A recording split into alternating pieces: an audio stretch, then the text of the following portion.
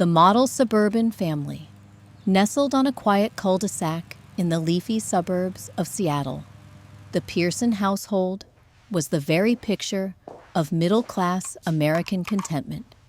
Their two-story craftsman-style home, with its pristine white trim, rose bushes lining the walk, and a well-tended lawn, seemed to radiate warmth to anyone passing by. Weekends often saw Julia, the matriarch, tending to her beloved flower garden, while Mark, her husband, fired up the grill for a classic Sunday barbecue. Their 7-year-old son, Ethan, could usually be found riding his bike up and down the street, his delighted laughter echoing across the neighborhood. Julia took pride in her role as a devoted wife and mother. She was up before dawn each morning to prepare healthy lunches, ensure everyone was ready for the day, and send Mark off to his job at a reputable architecture firm with a kiss and a coffee to go. Afternoons in the Pearson house were filled with the smells of home-cooked meals, the sound of piano practice emanating from the living room, and the low hum of conversation as the family gathered around the kitchen island to chat about their day. The Pearsons were more than just neighbors in their community. They were friends and confidants, the family others turned to for advice or a helping hand. Holiday decorations went up on schedule. Birthday parties were meticulously planned, and family photos adorned every wall, telling the story of a life built on love, stability, and mutual respect.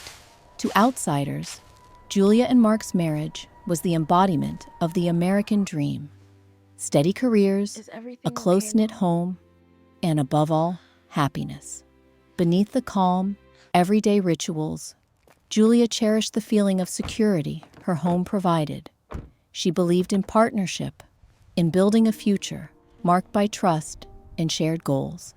Every detail of her family's life, from the morning routines to their annual summer road trips, was carefully crafted to create lasting memories. And she often felt proud, reflecting on how far they'd come together. It was this sense of belonging, order, and quiet joy that made the Pearsons' world seem unshakable, setting the stage for the storm to come. Subtle signs of trouble. The first cracks in the Pearsons' perfect suburban picture emerged quietly, almost imperceptibly at first. Julia, always attentive to the rhythms of her home, noticed small shifts that felt out of sync with the harmony she had long cultivated. Mark began returning home later than usual, offering vague explanations about last-minute meetings or traffic delays on the interstate. Occasionally, he brought with him a faint scent of perfume that didn't belong to her, a hint, floral, unfamiliar, lingering on his shirt collar. Text messages began lighting up Mark's phone in the middle of family dinners. Julia would catch a glimpse of his screen lighting up with messages from a contact saved under a generic name. Mark dismissed her curiosity, brushing it off as just work. But the defensive edge in his tone was hard to miss. He started to guard his phone more closely, slipping it into his pocket whenever she entered the room, sometimes even taking it with him into the shower, something he had never done before. The easy conversations between them became strained. Mark seemed distracted, offering absent-minded nods and half-hearted responses when Julia asked about his day. He started to withdraw from the little rituals that had anchored their family life. The shared cups of coffee in the morning, the evening walks around the block. Their son, Ethan, perceptive in his own way, wondered aloud why Dad was so busy lately. Weekends, once sacred family time, were disrupted by Mark's unexpected work emergencies. Julia found herself spending more time alone or with Ethan, while Mark's absences grew both more frequent and harder to ignore. He stopped making future plans and grew irritable when Julia asked simple questions about their upcoming vacation or Ethan's school events. All these changes didn't add up at first, but Julia's intuition told her something was off. The subtle neglect, the growing distance, and the unexplained absences whispered of trouble just beneath the surface. Though she wanted to believe it was all in her head, Julia could no longer shake the uneasy feeling that their family security was slipping away, little by little, every single day. Uncovering the truth, Julia's lingering suspicions grew too powerful to ignore. One sunny afternoon, while Mark was out on yet another inexplicable errand, she found herself in the home office, reviewing the monthly credit card statement. A chore she'd never paid much attention to before. A handful of unfamiliar transactions caught her eye. Expensive dinners at upscale restaurants neither of them had ever mentioned. Charges from boutique hotels located downtown. And even a pricey bouquet of lilies from a florist nowhere near their neighborhood. Her heart pounded as each clue added weight to her fears. With trembling hands, Julia cross-referenced the dates of these transactions against Mark's calendar, looking for any overlap with supposed late-night meetings or out-of-town conferences. The pattern was unmistakable. While Mark claimed to be working, he was frequenting places best enjoyed in secret. Refusing to jump to conclusions without further evidence, Julia dug a little deeper. Discreetly, she checked Mark's car for anything out of place and discovered a stray lipstick, a shade she would never wear, nestled in the back seat. On his jacket, a receipt from a high-end restaurant was tucked away, time-stamped late into an evening when he claimed to be working overtime. The final blow arrived in the form of an email Julia received by accident, sent from Mark's work account on a shared family tablet. It was a thank you note, signed affectionately from Emma, a much younger colleague Julia recalled meeting only once during the company's holiday party. The message made frequent mention of their special night and looked forward to the next one. Shock and anger collided in Julia. The truth was painfully clear. Mark was having an affair with Emma, the young woman from his office. Every odd behavior, each missed dinner, and all those guarded glances at his phone fell into place like puzzle pieces, forming a harrowing picture. In that moment, the bubble of her suburban peace burst, replaced by cold reality. Yet beneath the devastation, another feeling took root, a quiet resolve to reclaim her life and make sure Mark's betrayal would not go unanswered. The pain and collapse, the days and nights that followed Julia's discovery, became a blur of heartbreak, disbelief, and soul-crushing loneliness. Each morning, she forced herself to climb out of bed, going through the motions of normalcy for the sake of Ethan. But inside, she felt as if she were living underwater. Every movement weighed down, every breath heavy. The once bright, inviting house now seemed to echo with silence, its familiar comforts transformed into cruel reminders of everything she had loved and lost. Julia hardly remembered eating or sleeping. Nights stretched endlessly, shadows flickering across the bedroom walls as she lay wide awake, her mind replaying every memory, every conversation with Mark, hunting for red flags she should have seen sooner. Her pillow was often soaked with silent tears as she stifled her sobs so Ethan wouldn't hear. The clock on her nightstand ticked cruelly forward, every hour reminding her how long she had been alone with her thoughts. She tried to hold things together for Ethan, preparing his breakfast, helping him with homework, and smiling through bedtime stories. But her laughter was brittle, and her eyes betrayed the storm brewing inside. She couldn't ignore the way he'd begun to watch her more closely, the uncertainty in his young eyes when he'd ask, "Is everything okay, Mom?" She wanted to tell him the truth, but how could she explain such adult pain to a child? The isolation was suffocating. Julia didn't feel ready to reach out to her friends or family, afraid of their pity as much as their judgment, wary of turning her private anguish into neighborhood gossip. She declined invitations for coffee or neighborly walks, instead choosing seclusion.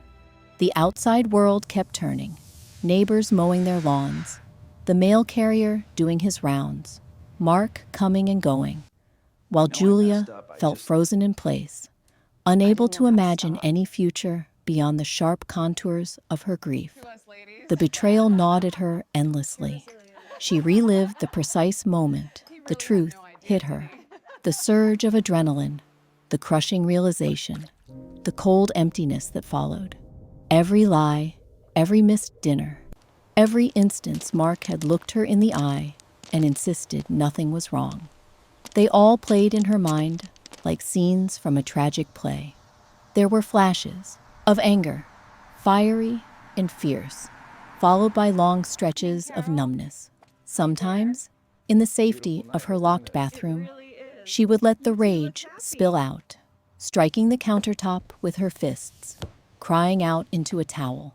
Other times, she just stared at her reflection with hollow eyes, searching for the woman she once was. It felt like falling out of love in real time. Julia realized she'd actually been mourning her marriage for longer than she admitted, mourning the connection she and Mark had lost, the warmth that had slowly grown cold between late-night arguments and silent dinners. Now, the future the two of them had built, brick by brick, felt like a carefully crafted illusion, collapsing in a heap of dust. Guilt seeped in, uninvited. She questioned every choice she had made as a wife. Had she been attentive enough? Was it her fault Mark had strayed? Had she become too preoccupied with Ethan, with the house, with the routines she'd thought were so important? She replayed old arguments, remembering how often she'd let things go to keep the peace, how quickly she forgave and forgot slights just to make sure everyone was happy. Over and over, she tried to find a path to a different ending, bargaining with fate. If only she'd noticed earlier. If only she'd said something. If only. The anxiety sometimes bordered on panic. Simple tasks, grocery shopping, folding laundry, answering emails, became monumental. She felt exposed out in the world, certain that strangers could somehow see through her, sense the raw wound just beneath the surface. She'd catch herself staring at couples in the grocery store and wonder how many of them were pretending, how many, like her, were holding on by a thread. The loneliness was unlike anything she had ever known. Mark became a stranger in their home. His footsteps in the hall, now a reminder of everything broken between them. Brief, awkward interactions took the place of genuine conversation. He sometimes glanced at Julia with worry or guilt, but she couldn't bring herself to care about his conscience. Not anymore. She needed to survive. At her lowest, Julia wondered if she would ever feel like herself again. Would the pain ever recede? Was there life on the other side of this devastation? But even as she asked herself these questions, small sparks of defiance glimmered within her. She refused to let Ethan see her collapse completely. For her son, she straightened her shoulders, brushed away tears, and tried to conjure smiles. No matter how fragile, she began scribbling in a journal late at night, pouring her heartbreak onto the page, sometimes in long rambling letters, sometimes in angry, short bursts. It was the only place she allowed herself the full, ugly truth. Through wave after wave of despair, one fact became unmistakably clear. Julia now stood at a crossroads, left with a choice she never thought she'd have to make. Either she would let this pain define her, or she would begin, even if only in tiny, tentative steps, to take back control of her own story. And so, in the quietest hours, Julia began to reclaim the smallest pieces of herself, knowing that the journey ahead would be hard, but not impossible. The pain remained, sharp, raw, unforgiving, but a measure of resolve took root. She owed it to Ethan, and she owed it to herself, to face whatever came next on her own terms. The plan for revenge begins.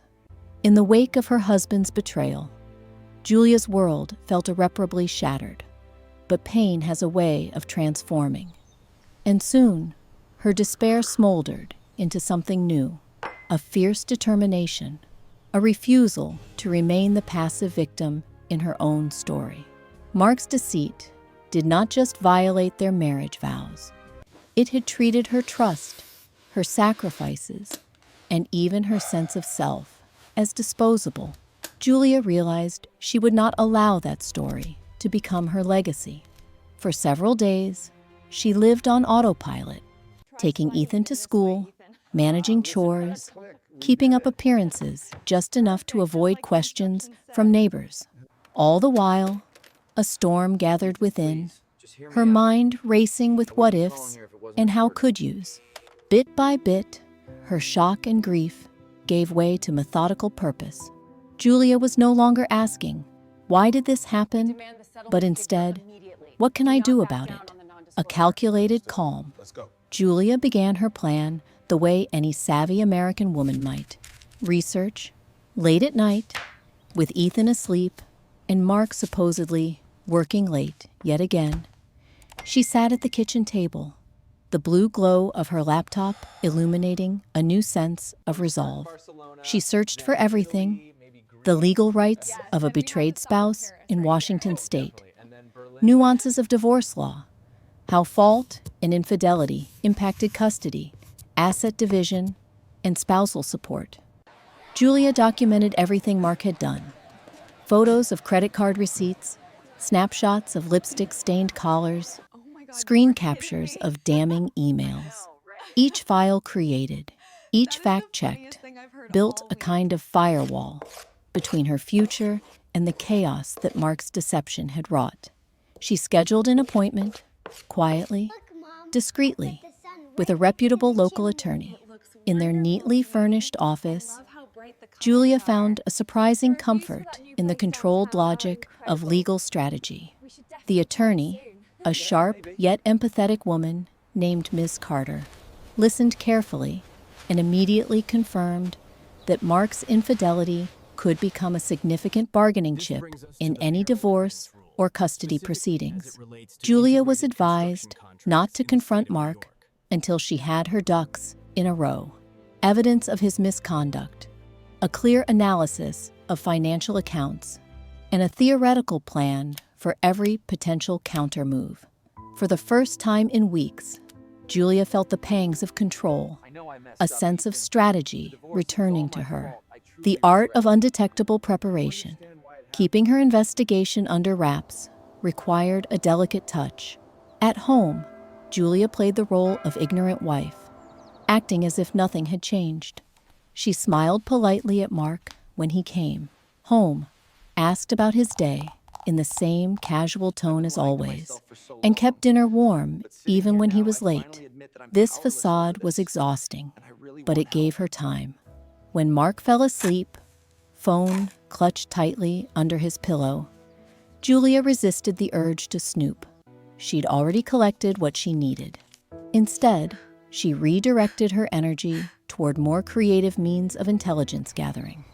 She set up alerts on their shared bank accounts, scheduled passwords to change quietly, and bought a cheap burner phone for future steps that needed absolute discretion. Julia also tailored her schedule, arranging for Ethan to spend more time with friends or cousins, giving herself additional windows of freedom. She started jogging more often, using the time to clear her head and rehearse her next moves. Each mile pounded out on the suburban sidewalks became a rehearsal for confrontation, a march toward self-possession, approaching the other woman. It wasn't enough to catch Mark. Julia wanted Emma, the young, seemingly innocent co-worker, to feel the consequences too. But Julia approached this with care. She didn't want scandal splashing back onto herself, or worse, her son. A direct confrontation might backfire, so she turned to the digital universe. Crafting a false identity, Julia befriended Emma on social media. From her disguised account, she followed Emma's posts, liked her carefully curated photos, and studied patterns in her updates. She observed Emma's circle, the young woman's friends, her happy hour crew, even some family. Julia tried to see the human beneath the rival, recognizing Emma's insecurity and searching for a point of vulnerability. It did not take long for Julia to gather more information about Emma's life. Her ambitions at work, her pride in recent projects at Mark's firm, her dependence on her manager's approval. Julia noted it all, mentally filing clues for future use, laying the traps, the revenge. Julia plotted wasn't rash or cruel. It was calculated, designed to protect her child and secure her future. But it was also about restoring a sense of justice, however personal it might be. First, she amassed a secret, encrypted file with every shred of evidence and shared it with her attorney, instructing Carter to act immediately if anything happened to her or if Mark attempted to sabotage her efforts. She also composed a concise but carefully crafted anonymous letter containing enough detail to make it impossible for Mark or Emma to deny their affair. One copy reserved for HR at Mark's firm, another for the company's managing partner.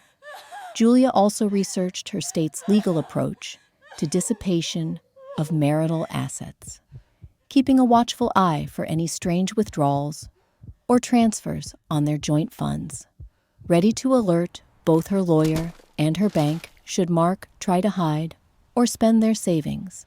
As for Emma, Julia used her new online connection to quietly sow seeds of doubt in Emma's professional world. Anonymous emails tipped off Emma's closest colleagues to her alleged involvement with a senior staff member, a relationship known to be frowned upon per company policy. Soon, the rumor mill churned among Emma's friends and co-workers, subtly isolating her without a direct confrontation that could be traced back to Julia. A mastery of patience and timing. All these pieces took weeks, not days, to fall into place. Patience was essential.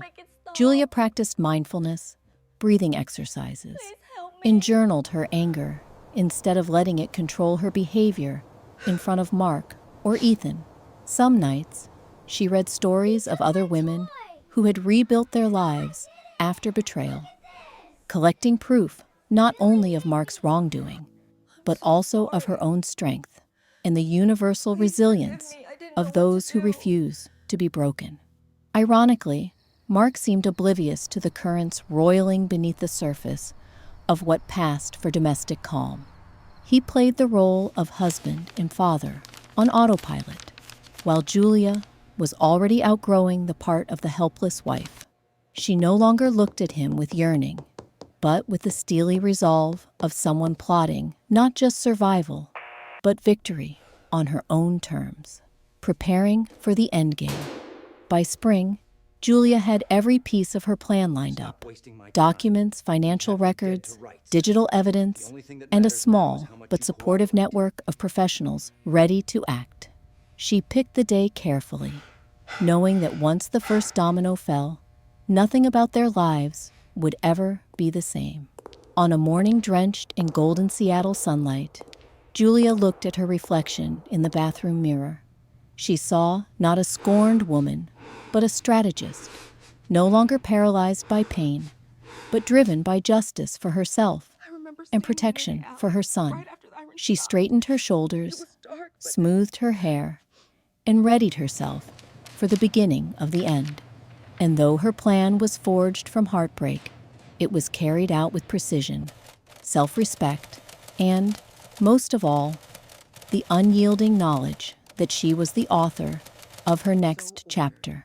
The cold revenge, the dawn of Julia's revenge, arrived not in a blaze of anger, but with a chilling calm that surprised even herself. Each move she made was premeditated, deliberate, executed with a surgeon's precision, rather than a wounded heart's impulsiveness. For weeks, she had prepared, assembling evidence, outlining contingencies, and steadying her nerves for the moment when fantasy would become reality. Now, after lying awake so many nights, torn between lingering pain and budding resolve, she was ready. On the face of it, Julia's day began like any other.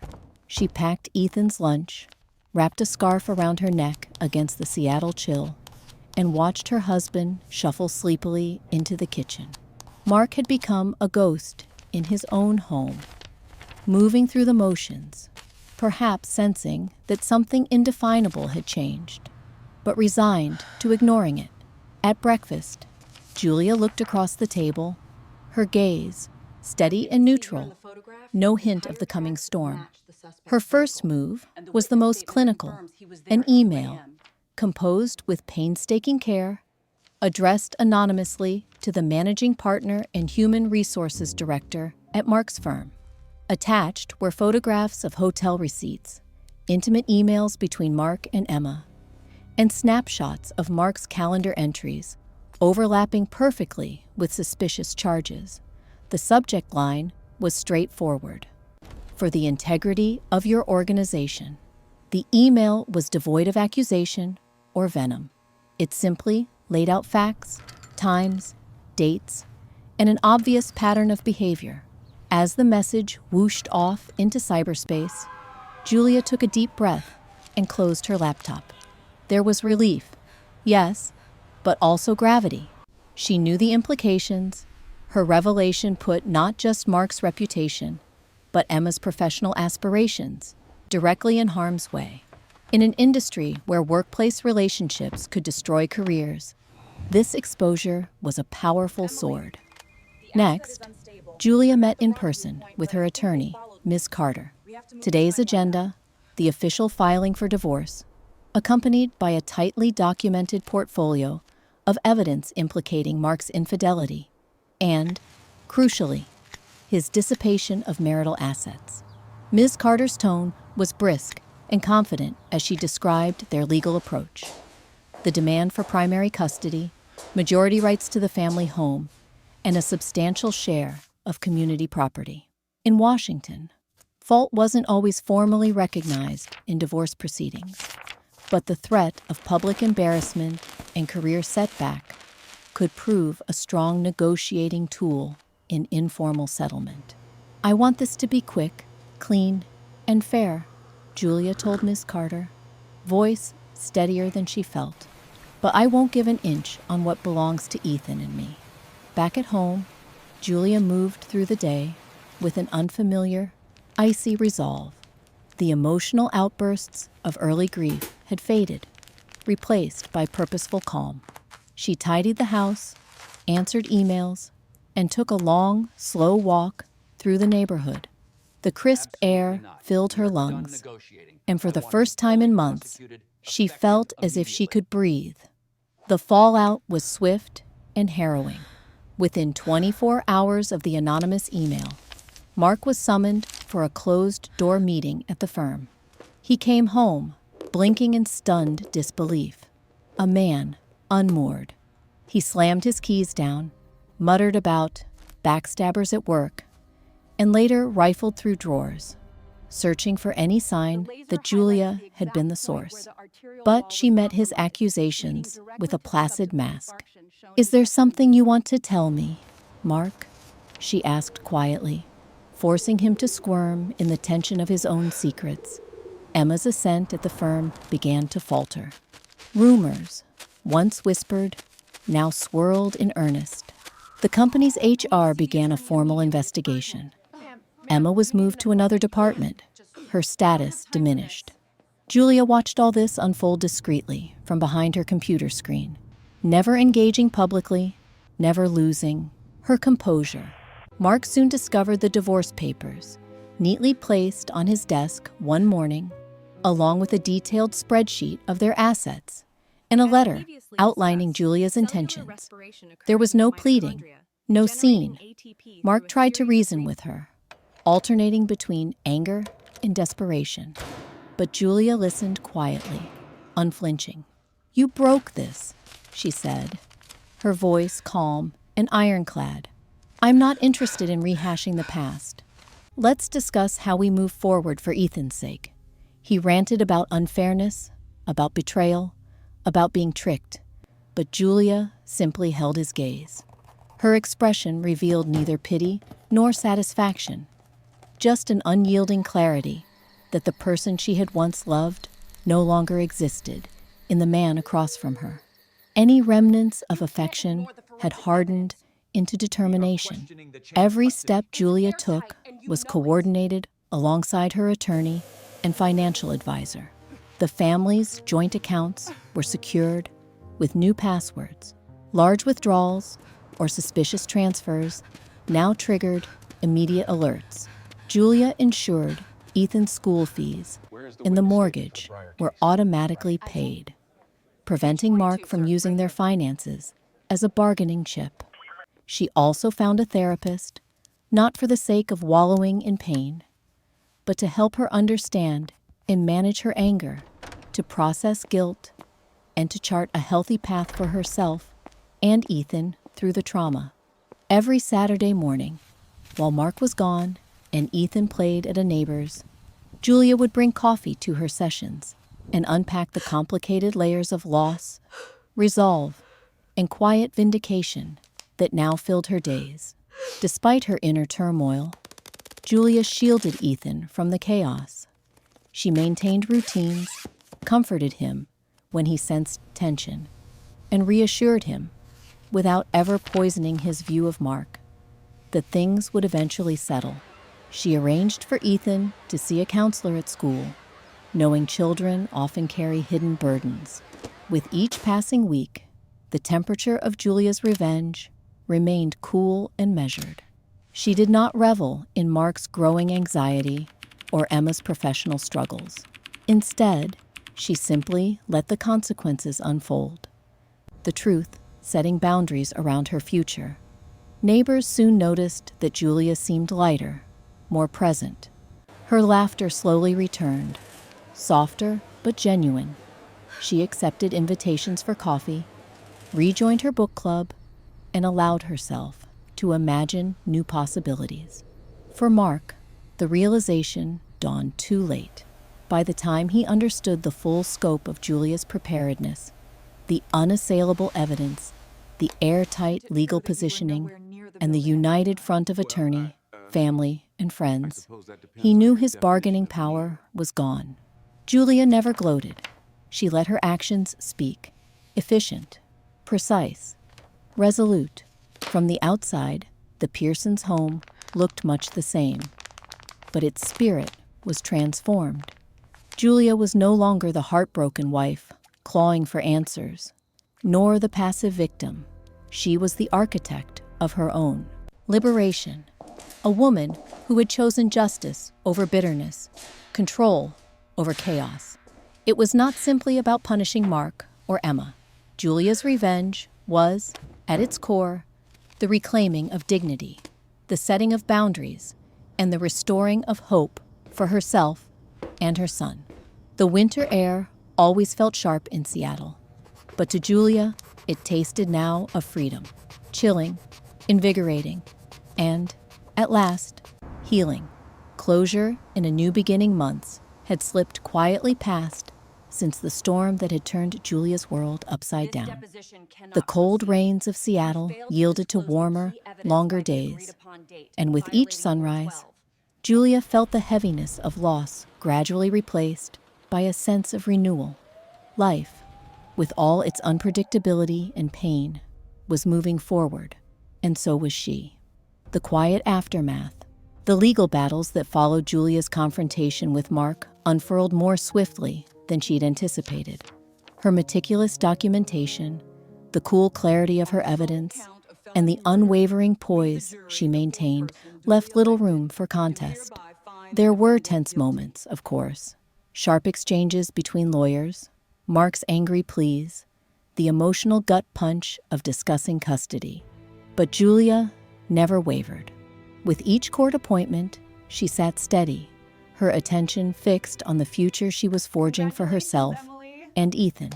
Eventually, the judge's ruling arrived, a confirmation of Julia's efforts and resilience. She retained the family home and primary custody of Ethan, and their finances were fairly divided.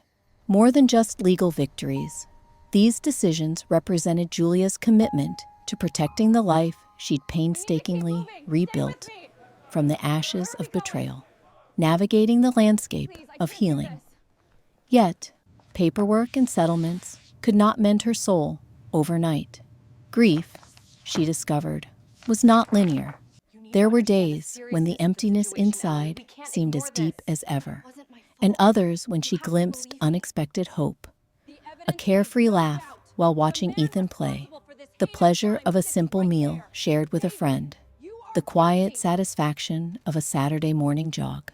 Julia began to nurture small but significant changes in their daily routine. She and Ethan adopted a Saturday pancake ritual, a new tradition just for them. On Sunday afternoons, they'd explore local parks or visit art museums, a shared adventure that slowly stitched new memories over the fabric of old wounds. She learned, with time, that healing wasn't about forgetting the pain, but about refusing to let it be the defining force of her existence. Friends and neighbors, once sources of anxiety, became gentle allies. Julia opened up to a few trusted confidants, sharing her story in pieces. Their support, offered without judgment or unsolicited advice, became an anchor. Her circle grew, not out of scandal or sympathy, but out of genuine connection. Shared workouts, book club meetings, helping each other with childcare or last-minute dinners. For the first time in years, Julia felt surrounded by a network she chose, not one simply inherited from Mark or the expectations of suburban life. Parenting through change, parenting in the wake of heartbreak, was a challenge Julia approached with a new humility and dedication. She talked openly with Ethan, careful to remain age-appropriate and gentle, about the changes in their family. Rather than shielding him from reality, she assured him that his feelings mattered, that their bond was unbreakable, and that both parents still loved him. There were rough patches, nights when Ethan cried about missing his dad, or when confusion flashed in his eyes as he watched his parents navigate brief, emotion-laden exchanges. Julia, with the help of their school counselor and her own therapist, learned to validate his fears while modeling resilience. She kept conversation lines open with Mark, insisting on civility for Ethan's sake, even when old hurts threatened to bubble up. Over time, Julia noticed promising shifts in her son. Ethan emerged more adaptable than she'd expected. The trust between them deepened. He leaned into his mother for comfort, but also for inspiration. Julia's commitment to honesty, structure, and unconditional love gave Ethan room to process, and ultimately to thrive, redefining independence. For the first time in her adult life, Julia found herself alone, truly alone, with the opportunity to answer life's pivotal question. Who did she want to be? Separate from wifehood or motherhood, the search for self was daunting. She eased in, resurrecting old passions and exploring new interests. She signed up for a ceramics class she'd wanted to try for years. Sometimes her pieces collapsed on the wheel, lopsided and raw, but watching them take imperfect shape felt like a metaphor for her own journey. She revived her piano skills, delighting in late-night sessions, where music expressed what words could not. She allowed herself to wander through bookstores and coffee shops without worrying about anyone else's schedule. These liberties, once unthinkable in her tightly scheduled life, became small celebrations of autonomy and rediscovered identity. For her career, Julia decided to use her knack for organization and strategic thinking. She began consulting part-time for a small event planning business, finding satisfaction in problem solving and collaboration. The extra income offered reassurance, but more importantly, it rekindled a sense of personal accomplishment and purpose beyond her domestic responsibilities. Letting go and forgiving the passage of time brought Julia to an unexpected place: the necessity of forgiveness. It wasn't easy. At first, her anger at Mark simmered just beneath the surface, a constant reminder of injustice. But as winter melted into spring, Julia realized that holding on to bitterness served only to tether her to the past. Through journaling, conversations with her therapist, and the simple act of living forward, she found herself ready to let go. Forgiving Mark did not mean excusing him or inviting him back into her heart. It meant acknowledging her pain, honoring her growth, and choosing to live without the weight of old resentment. Julia's forgiveness was a quiet act, unseen by Mark or Emma, but profoundly liberating. In shedding the shards of anger, she reclaimed space for gratitude, curiosity, and peace, reimagining love and trust. With her wounds gradually healing, Julia also allowed herself to consider the possibility of loving again, not out of desperation or empty resolve to move on, but from a place of genuine openness. She approached this tentatively, aware of her scars, but also of her worth. New friendships blossomed, some with the faintest promise of romantic potential. But Julia was in no rush. She valued honest conversation, laughter, the quiet thrill of getting to know someone without expectation or fear. Most importantly, she trusted herself. The trauma of betrayal, while deep, had not destroyed her ability to discern, to connect, or to hope. Instead, it had taught her the value of boundaries, the strength in vulnerability, and the necessity of making choices with intention. A future by her own design. One bright morning, Julia stood on her porch. The air was light, filled with the sounds of hummingbirds and distant lawnmowers. Ethan's laughter drifted from the backyard, and Julia, coffee cup in hand, felt an extraordinary sense of calm. She remembered, for a moment, all the nights when she doubted she'd ever feel normal again. Now, normal had been redefined. She was resilient, hopeful, and genuinely content. Julia was no longer the heartbroken wife, nor the calculating architect of justice, but a woman in command of her own life. Her sense of self was more expansive, built on both strength and softness. The chapter of pain and betrayal had ended, but it didn't disappear. It was simply absorbed, woven into the broader narrative of growth, self-respect, and possibility.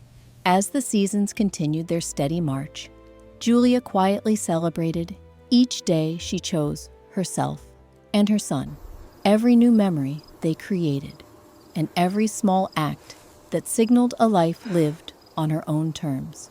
The past was real, the pain had been staggering, but the future, bright, unwritten, wide open, was hers at last.